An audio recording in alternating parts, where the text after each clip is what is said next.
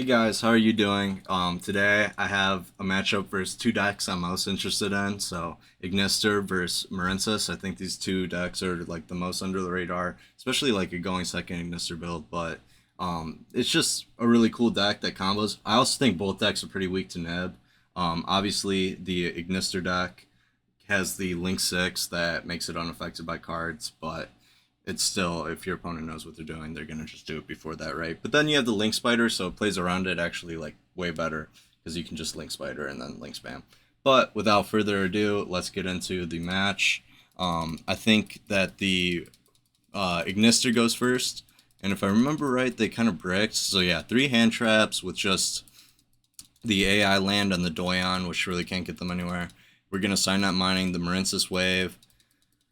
Then he gets the blue tang because that's obviously the best one. He gets drolled, which I don't think really matters in this scenario besides the excavate effect. Then he does blue slug. He sends the blue slug, which I think was the best card to send really in this scenario. He uses blue slug to add blue tang. It gets ogred. So here, you have to target his cost. So I'm sure he targeted Seahorse. Yep. So he gets the Seahorse. And then I guess he tries to add Blue Tang, but obviously that's not going to fly because Blue Tang is way better follow up. Maybe if it didn't target, that could be that. He can't special the Griffin as well.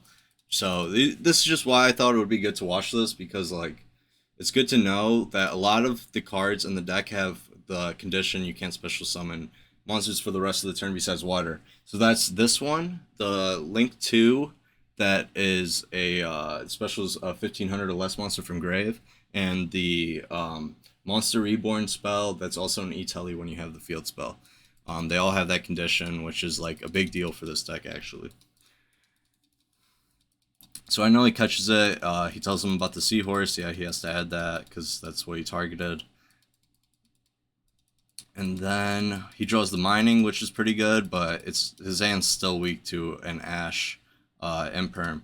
He goes normal Seahorse into Blue Tang, which I think is kind of odd. I don't know why you wouldn't mining first, um, especially to see what your opponent had. So if he goes mining first and adds the level 4 that special summons it, and then does the same play, he probably gets impermed anyway, and then actually his mining just gets ashed in this scenario. So mining gets ashed, he makes Seahorse, now he knows he doesn't have Ash, so he can use Seahorse to make the level 4 that is that adds the spell, but even doing so, he would still get impermed there. I would just say that then he can special summon the Griffin. But yeah. And I don't know. I think it's just better to mining first there in general. Because they might think they bricked your hand. So he draws the fire, which is really good, right? Even though we have three hand traps total, this deck just is why I wanted to showcase it because it just plays through hand traps so well, especially when you already open the AI land, and then I'm sure he's gonna get the Reborn, or actually I think he top decks the Reborn. So he makes the Wicked, which just foolishes the Tuner, the green one, but he's gonna get ashed on that, and then he's going to make Deco Talker or Heat Soul. Heat Soul's gonna get a free draw. Draws the Reborn, like I mentioned, and then the Reborn's gonna be really good because it just specials the Ignister back. He's gonna make Transcode, or Splash Mage first, then Transcode, just to get more damage, which is really putting him on a clock, especially when you're just drawing cards. And I don't think there's anything Marincess could do. Even if they draw the Marincess, they're out of blue slugs, because most decks only play 2, actually. Although he's playing the Adventure package, maybe he could play more, but I would doubt it. And then he just draws Water Enchantress, and that's obviously the game. Okay, so now I predict Marincess are still going to go first, because why not? He draws a pretty good hand here. So Water Enchantress, even though it's like 3 adventure cards, it doesn't matter because at least we have our Signet Mining, which is gonna pitch a card anyway. Versus the one Imperm, it's really not gonna matter with the Griffin, and you definitely would use the Griffin to stop some stuff. But this guy Rhapsodo, I know he got top 32 with the Ignister deck, so he's really good with the deck. In Brazil at their nationals, and he's rated 1740, so he's really strong. Um, we go summon Blue Slug, make Sea Angel. We're going to add a spell after we mill to chain block the Sea Angel. We get dive, so now we're just guaranteed going to add the field spell. This is a play that I thought was interesting because he uses Seat Dive, but he doesn't special from deck.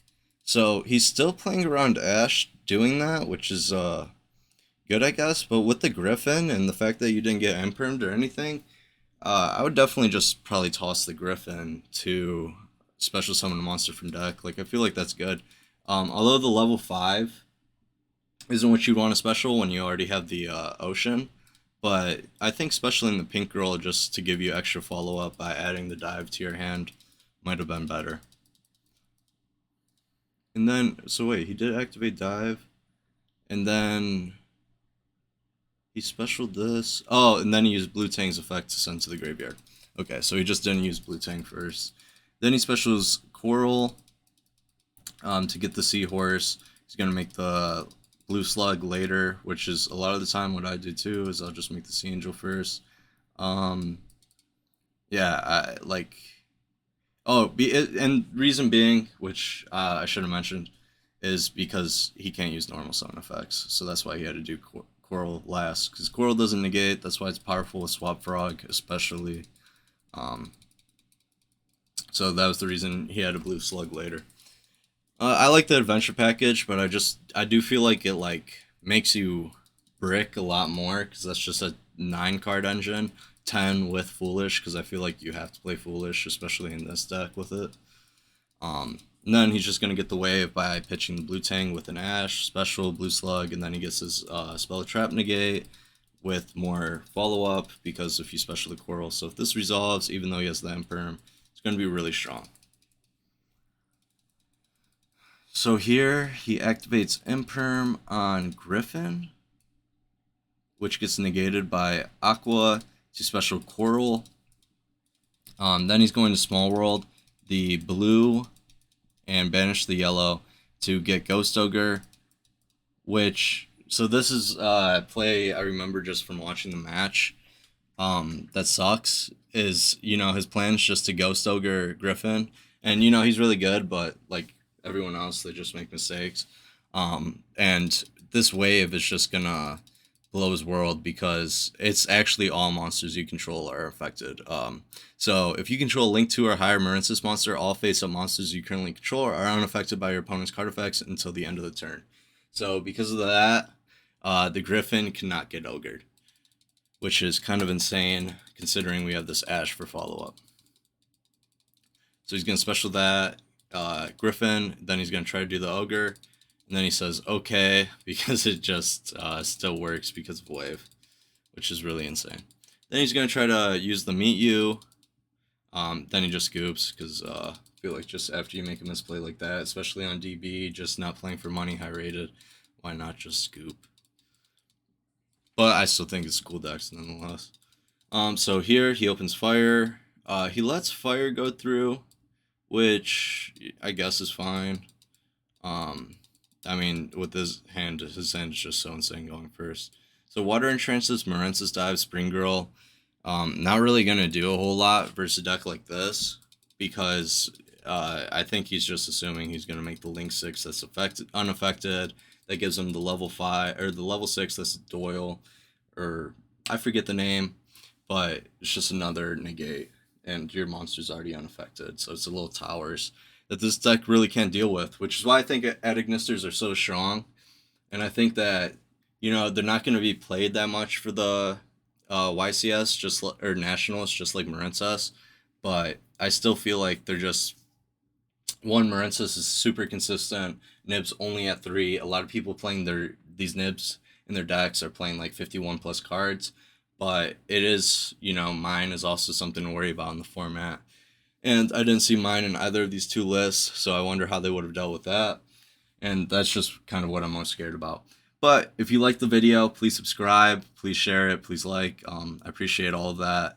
If you liked me just doing like a high-rated dueling book video, let me know, because I just thought I was just chilling watching like matches, and then this match came up, and I was just like, I've really been into Marincess, and I thought the Ignister deck is kind of under the radar and kind of underrated, but I think it's really good.